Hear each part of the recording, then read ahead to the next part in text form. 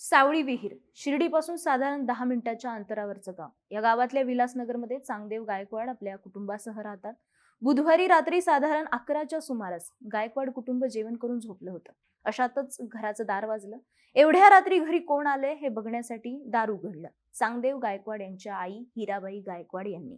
हिराबाईंनी दरवाजा उघडला तसा घरातल्या बाकीच्या लोकांच्या कानावर आला त्यांचा किंचाळण्याचा आवाज. त्यानंतर पुढची 5 मिनिटं गायकवाडांच्या घरातून फक्त ओरडण्याचा आवाज येत राहिला. हा आवाज थांबेपर्यंत आजूबाजूच्या घरातली लोक जमली, पण कुणाचीच गायकवाडांच्या घरात पाऊल टाकायची हिंमत झाली नाही. कारण होतं त्यांच्या घरातलं ते दृश्य. चांगदेव गायकवाड यांची आई, मुलगी आणि मुलगा तिघही निश्चित पडले होते. घरातल्या आणखी 3 जणांना गंभीर जखमा झाल्या होत्या.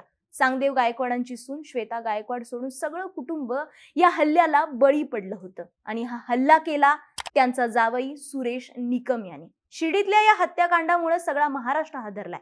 आपल्या सासरच्या 6 जणांवर जावयाने काही मिनिटात वार केले, ज्यात 3 जणांचा जागीच मृत्यू झालाय. तर आतापर्यंत मिळालेल्या माहितीनुसार 3 जणांची प्रकृती गंभीर आहे. पण सुरेश निकमने आपली बायको, सासरे आणि घरातल्या इतर लोकांवर वार का केले? नेमकं कारण काय पुढे आलंय आणि हे तिहेरी हत्याकांड घडलं कसं? पाहुयात या व्हिडिओतून. संगमनेर खुर्दचा रहिवासी असणाऱ्या सुरेश निकमचं सावळी विहीर मधल्या वर्षा गायकवाडशी लग्न झालं होतं. लग्नानंतर काही दिवस दोघं संसारात रमले सुद्धा, पण नंतर मात्र त्यांच्यात सातत्याने वाद होऊ लागले. नवरा बायकोमध्ये भांडण झालं की वर्षा सावळी विहीरला आपल्या माहेरी यायची. अनेकदा सुरेश तिच्या माहेरी यायचा, तिची समजूत काढायचा आणि पुन्हा सासरी घेऊन जायचा. हे रुसवे फुगवे याआधी अनेकदा घडले होते. मात्र काही दिवसांपूर्वीच वर्षा आणि सुरेश मध्ये पुन्हा एकदा वाद झाला. वर्षाने संगमनेर पोलीस स्टेशन मध्ये सुरेश आणि त्याचे कुटुंबीय आपला छळ करत असल्याची तक्रार दिली. त्यानंतर ती नेहमीप्रमाणे माहेरी निघून गेली. सुरेशने वर्षाची समजूत घालायचे अनेक प्रयत्न केले. तिला फोन करून सासरी बोलवलं, मात्र सततच्या वादाला कंटाळलेल्या वर्षाने त्याला कोणताही प्रतिसाद दिला नाही. स्थानिकांनी दिलेल्या माहितीनुसार वर्षा सासरी जात नसल्याने गायकवाड आणि निकम कुटुंबामध्येही वाद झाला होता. त्यात वर्षाने सासरी जाण्याबद्दल काहीच प्रतिसाद न दिल्याने हा वाद आणखी विकोपाला गेला. वर्षा सारखीच माहेरी जात असल्याने आपल्या संसारात सासू सासरे मेहुणा यांचा हस्तक्षेप वाढत असल्याचा राग सुरेशच्या डोक्यात होता. बायकोच्या माहेरची लोक तिला पाठीशी घालतात म्हणून आपला संसार नीट चालत नाही अशी त्याची समज झाली होती आणि त्यातूनच त्याच्या मनात गायकवाड कुटुंबाविषयीचा राग वाढत गेला. या रागाचे परिणाम दिसले 20 सप्टेंबरच्या रात्री. आपला चुलत भाऊ रोशन निकम याला घेऊन पल्सर गाडीवरून सुरेश आपल्या सासरी पोहोचला.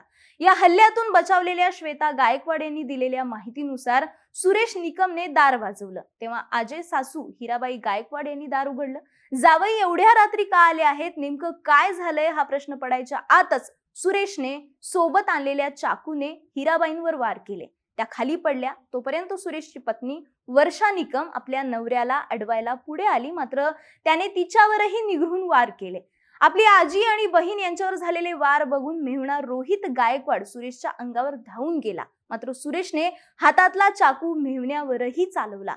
3 जणांवर वार करून त्यांचा मृत्यू झाल्यावरही सुरेशचा राग शांत झाला नाही. त्याने सासरे चांगदेव गायकवाड, सासू संगीता गायकवाड आणि मेहुणी योगिता गायकवाड यांच्यावरही चाकूने वार केले. फक्त 5 मिनिटात सुरेशने सगळं गायकवाड कुटुंब संपवलं. श्वेता गायकवाड यांनी माध्यमांना दिलेल्या माहितीनुसार सुरेश घरात आल्यावर कुणाशी एक शब्दही बोलला नाही. त्याने घरात पाऊल टाकण्याआधी दारातच आपल्या आजे सासूचा खून केला. घरातले सगळेजण निश्चित पडल्याची खात्री केल्यानंतरच तो आपल्या चुलत भावासोबत घरातून निघून गेला. हे सगळं प्रकरण घडलं तेव्हा गायकवाडांच्या घरातून ओरडण्याचा आणि किंचाळण्याचा आवाज येत होता. त्यामुळे आजूबाजूच्या लोकांनी घराबाहेर गर्दी केली, पण त्यांच्या घरातलं दृश्य बघून कुणीही घरात जाण्याची हिंमत केली नाही. एवढंच नाही तर सुरेश निकम जेव्हा बाहेर आला तेव्हाही त्याला अडवण्यासाठी कुणीही पुढे सरसावलं नाही.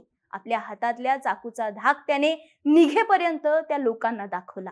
सुरेश निकम निघून गेल्यावर गावकऱ्यांनी चांगदेव गायकवाड यांच्या नातेवाईकांना बोलावून घेतलं. पोलिसही घटनास्थळी पोहोचले, पण तोपर्यंत सुरेश तिथून पसार झाला होता. पोलिसांनी एका बाजूला जखमींना रुग्णालयात नेलं आणि दुसरीकडे एक पथक सुरेश आणि रोशनच्या मागावर निघालं. त्यांनी संगमनेरच्या घरी भेट दिली, पण आरोपी तिथे नसल्याचं समजलं.